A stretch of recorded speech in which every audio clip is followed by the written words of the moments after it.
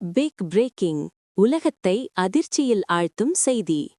கடந்த 24 மணி நேரத்தில் ஈரானின் ஆயுதப் படைகள் பல அதிரடி நடவடிக்கைகளை மேற்கொண்டுள்ளதாக தகவல்கள் வெளியாகியுள்ளன.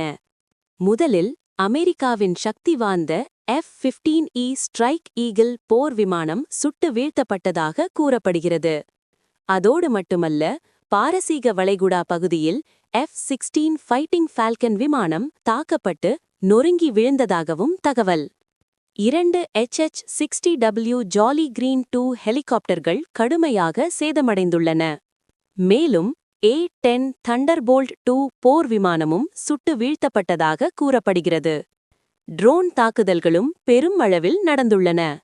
விங்லூங் 2 ஆளில்லா விமானம், 3 MQ-9 ரீப்பர் ட்ரோன்கள், ஹெர்மஸ் 450 ட்ரோன் அனைத்தும் சுட்டு வீழ்த்தப்பட்டதாக தகவல் வெளியாகியுள்ளது.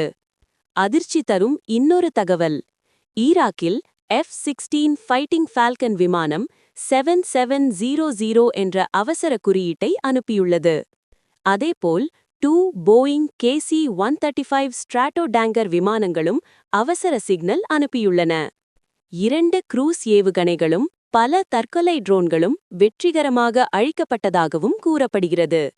இதனால் மத்திய மத்திலக்கில் பதற்றம் உச்சத்தை எட்டியுள்ளது. இந்த தகவல்கள் முழுமையாக உறுதிப்படுத்தப்படாத நிலையில் உலக நாடுகள் தீவிர கவனத்தில் இருக்கின்றன. மேலும் பிரேக்கிங் அப்டேட்ஸுக்கு எங்கள் சேனலை சப்ஸ்கிரைப் செய்ய மறக்காதீர்கள்.